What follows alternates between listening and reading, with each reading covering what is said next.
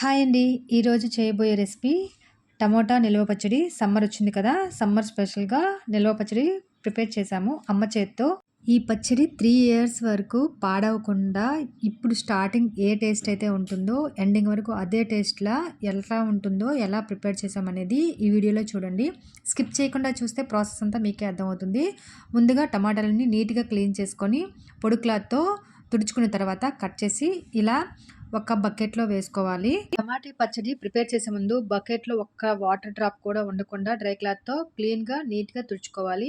తర్వాత ప్రాసెస్ అంతా స్టార్ట్ చేయాలి. టమాటా పీసెస్ అన్నీ కట్ చేసుకున్న తర్వాత పీసెస్ అన్నీ వేసి పైన లేయర్స్ లాగా గడ్డ ఉప్పుని, పసుపుని వేసుకుంటూ అలా మొత్తంగా చేసుకొని 3 రోజుల తర్వాత టమాటా ముక్కలని మొత్తంగా పిండి చేత్తో వాటర్ అంతా వేరే బౌల్‌లో ఈ పీసెస్ అన్నీ ఎండలో ఆరబెట్టుకోవాలి. 6 డేస్ అనేది నేను ఎండలో ఎండబెట్టిన తర్వాత మనం ఈ బేసిన్ నిండా వచ్చిన టమాటా జ్యూస్ ఉంటుంది కదా! అది సగానికి అయినంత వరకు ఎండబెట్టుకోవాలి. ఎండిన తర్వాత పీసెస్‌ని డైరెక్ట్‌గా మనం టమాటా జ్యూస్‌లో నానబెట్టకుండా మిక్సీ పట్టుకుంటే బరకగా పెట్టుకొని నానబెట్టుకుంటే తొందరగా రోట్లో రుబ్బుకోవడానికి తొందరగా బావుంటుంది. రోటి పచ్చడే చేశాము. రోటిలో రుబ్బుకుంటే చాలా బావుంటుంది.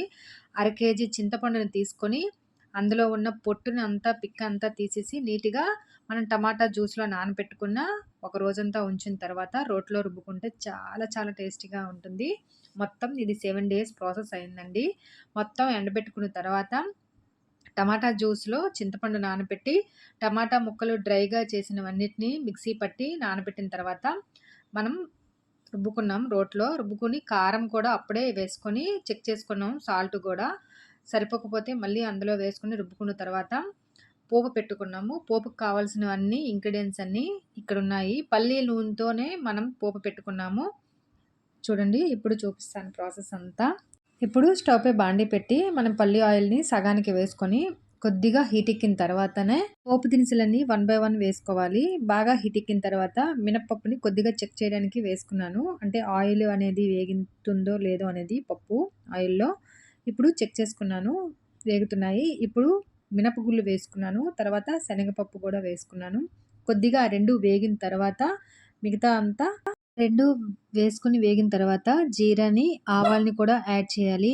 ఆవాలు, జీరా కొద్దిగా వేగిన తర్వాత స్పైసీకి తగ్గట్టు ఎండుమిర్చిని కూడా వేసుకొని వేయించుకోవాలి. ఎండుమిర్చి అనేది కొద్దిగా వేగిన తర్వాత పొట్టు తీసి ఉన్న వెల్లుల్లిపాయల రెబ్బలను కూడా వేయించుకోవాలి. వేసుకొని ఈ ప్రాసెస్ అంతా అవుతుండగానే మనం టమాటా పచ్చడిలో కొద్దిగా మనం ఆయిల్ అనేది కొద్దిగా ముందు వేడి చేసుకొని టమాటా పచ్చడిని లూజ్‌గా చేసుకుంటే ఈ పోపు వేసేటప్పుడు కలుపుకోవడానికి చాలా బాగుంటుంది. బాగా వేగిన తర్వాత మనం పొట్టు తీసి ఉంచుకున్న వెల్లుల్లిపాయలు కూడా వేసినప్పుడు పైకి ఆయిల్ చిమ్మకుండా మనం మూత అనేది పెట్టుకోవాలి. మూత పెట్టుకుంటే మనకు ఆయిల్ అనేది బయటికి స్ప్రెడ్ అవ్వదు. అప్పుడు మనం సేఫ్‌గా ఉండొచ్చు. లేదంటే పైకి ఎగురుతాయి వెల్లుల్లి రెబ్బలనేవి. దించే ముందు మాత్రమే కరివేపాకు అనేది యాడ్ చేయాలి. నెక్స్ట్ ఇంగువ కూడా దించే ముందే ఆయిల్‌లో వేసుకుంటే పచ్చడి అనేది వేరే లెవెల్‌లో ఉంటుంది. బావుంటుంది కూడా స్మెల్. ఇప్పుడు వీడియోలో చూపించే విధంగా వెల్లుల్లిపాయలు వేసేటప్పుడు అలా మూత పెట్టుకుంటే పైకనేది ఆయిల్ స్ప్రెడ్ అవ్వకుండా ఉంటుంది. చూడండి ఇప్పుడు వీడియోలో చూసాం కదా! అట్లా పెట్టుకోవాలి. నెమ్మదిగా తీసుకోవాలి. కప్పుని తీసుకొని మనం కరివేపాకును కూడా యాడ్ చేసి మూత పెట్టాలి. మూత పెడితే కరివేపాకు అనేది డ్రై అయిన తర్వాత స్టవ్ ఆఫ్ చేసే ముందు ఇంగువ వేసుకుంటే పోపంతా ప్రిపేర్ అయినట్టే. అంతేనండి. చూసారు కదా! ఇప్పుడు పోపంతా వేగిపోయింది. మరీ వెల్లుల్లిపాయ అనేది మరీ డ్రైగా వేగినా బాగోదు. కొద్దిగా వేగితే లైట్ బ్రౌనిష్ కలర్ వచ్చేంత వరకు వేగితే పచ్చళ్ళలో అది నానిన తర్వాత వెల్లుల్లిపాయ తింటే అమోఘం అంటారు కదా! అలా ఉంటుంది. చాలా బావుంటుంది. ఇప్పుడు ఇంగువ వేసుకోవాలి. స్టవ్ ఆఫ్ చేసేస్తాను. ఇంగువ వేసి మూత పెట్టి మనం టమాటా పచ్చడి ఏదైతే రుబ్బుకున్నామో అందులో వేసుకుంటే మెంతి పొడి కూడా వేసుకుంటే స్మెల్ అనేది ఇంకా బావుంటుంది. పచ్చడి కూడా టేస్ట్ కూడా బావుంటుంది. ఇవన్నీ స్టవ్ ఆఫ్ అయిన తర్వాతనే ఈ ప్రాసెస్ చేయాలి. ఇంగువ, మెంతి పొడి అనేది వేసుకుంటే బావుంటుంది. అంతేనండి. ఇప్పుడు వేగించుకున్న పోపు దినుసులన్నిటిని కలిపి మనం టమాటా పచ్చడిలో యాడ్ చేసి మొత్తంగా కొద్దిగా వేసుకొని కలుపుకుంటూ ఉండాలి. పోపు అంతని వేసి టమాటా పచ్చడిలో కలుపుకున్నాం కదా! ఇప్పుడు మళ్ళీ కొద్దిగా అదే పాన్‌లో వేడి చేయాలి ఆయిల్‌ని. పల్లి ఆయిల్‌ని వేడి చేసి మళ్ళీ కలుపుకోవాలి. లూజ్‌గా ఉంటేనే టమాటా పచ్చడి అనేది బావుంటుంది. మనం కొద్దిగా టేస్ట్ చేసి సాల్ట్, కారం సరిపోయిందా లేదని చెక్ చేసుకుంటే, మనం కావాలంటే మళ్ళీ యాడ్ చేసుకోవచ్చు. అలా కొద్ది కొద్దిగా ఆయిల్ వేసుకొని కలుపుకొని స్టోర్ చేసుకోవాలి.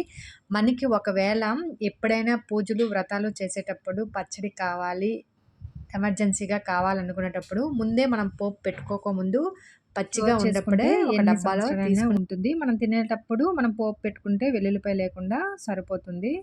నాకు తెలిసింది నేను చేసిందే మీకు చెప్తున్నాను. అలా చేసుకుంటే బావుంటుందని. ఇప్పుడు కొద్ది కొద్దిగా ఆయిల్‌ని యాడ్ చేసి కలుపుకొని ఉంచుకొని చల్లారిన తర్వాతనే పచ్చడి చల్లారిన తర్వాత మనం గాజు డబ్బాల్లో స్టోర్ చేసుకొని పెట్టుకుంటే 3 ఇయర్స్ వరకు చాలా ఫ్రెష్‌గా ఉంటుంది. మా అమ్మ చేశారు ఈ పచ్చడి. చాలా చాలా బావుంటుంది. చూడ్డానికి ఎంత బావుంది కదా! తింటే ఇంకా బావుంటుంది. వేడి వేడి అన్నంలో కొద్దిగా నెయ్యి వేసుకొని, టమాటా పచ్చడి వేసుకొని తింటే అద్భుతం అండి. అద్భుతం. మా అమ్మ చేతి వంట అంత బావుంటుంది. ఎవరి అమ్మ చేతి వంటైనా చాలా బావుంటుంది. కానీ మా అమ్మ చేతి వంట కాబట్టి మాకు బావుంటుందని చెప్తున్నాను. నేను వీడియోలో ముందు చెప్పే విధంగా ఇట్లా ముందుగా పోపు వేయకముందే ఇలా డబ్బాలో స్టోర్ చేసుకుంటే మనకి ఎప్పటికైనా బావుంటుంది. నేనలా చేస్తానని చెప్తున్నాను. మీకు యూజ్ అయితే చేయొచ్చు.